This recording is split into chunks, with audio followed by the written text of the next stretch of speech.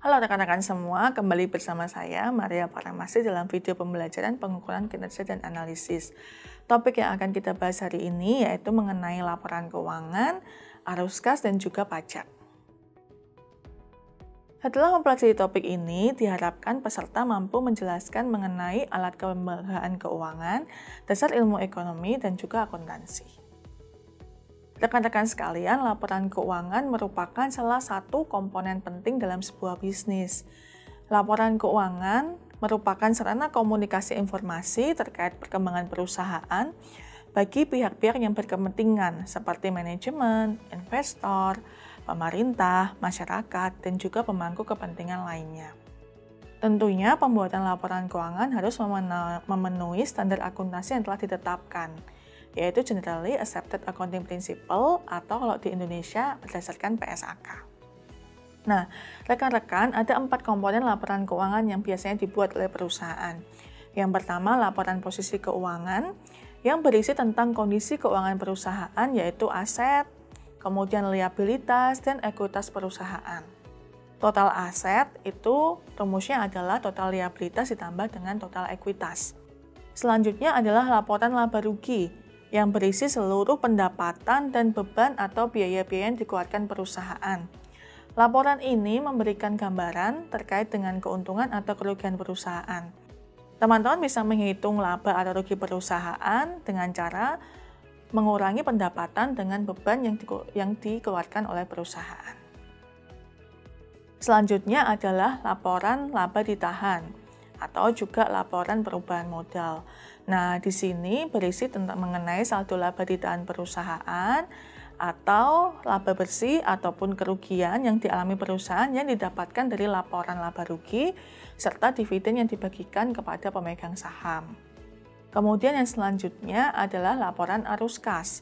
Laporan arus kas menunjukkan aliran kas masuk dari penjualan maupun juga dari pendanaan, kemudian kas keluar yang digunakan untuk membayar pembayaran kepada supplier maupun biaya operasional serta kebutuhan investasi.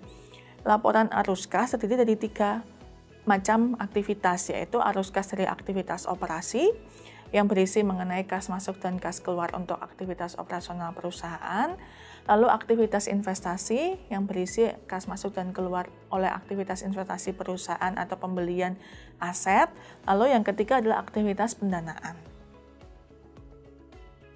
Nah, berikut ini merupakan contoh laporan laba rugi yang kebetulan saya ambil dari buku referensi lain, yaitu buku Weigen tahun 2019. Teman-teman bisa melihat komposisinya, yaitu terdiri dari revenue, ya pendapatan, kemudian dikurangi dengan beban-beban yang terjadi di perusahaan. Selanjutnya merupakan contoh laporan laba ditahan yang berisi mengenai saldo awal untuk usaha yang sedang berjalan, saldo awalnya bisa diisi dengan 0.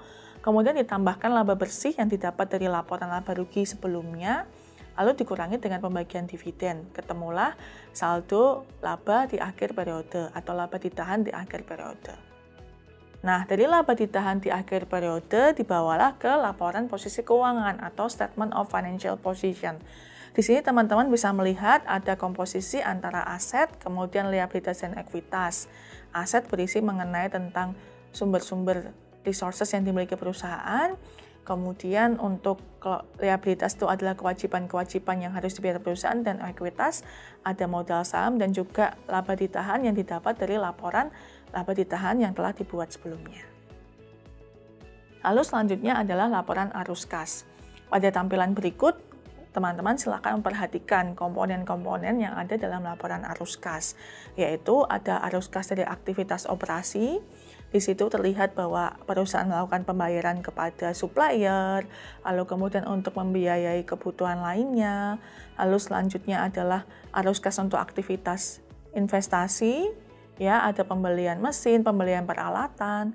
Kemudian ada arus kas dari aktivitas pendanaan, adanya membayar dividen, kemudian pembayaran bunga, dan juga aktivitas pendanaan yang lainnya.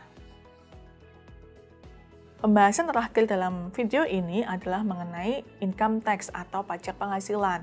Di sini perusahaan berkewajiban untuk membayar pajak penghasilan kepada pemerintah.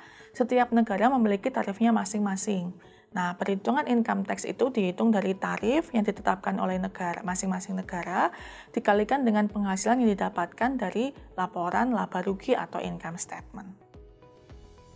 Rekan-rekan, demikian materi kita mengenai laporan keuangan, laporan arus kas, dan pajak. Semoga video ini dapat membantu rekan-rekan untuk mendapatkan gambaran mengenai topik pembahasan tersebut. Terima kasih dan sampai jumpa di video selanjutnya.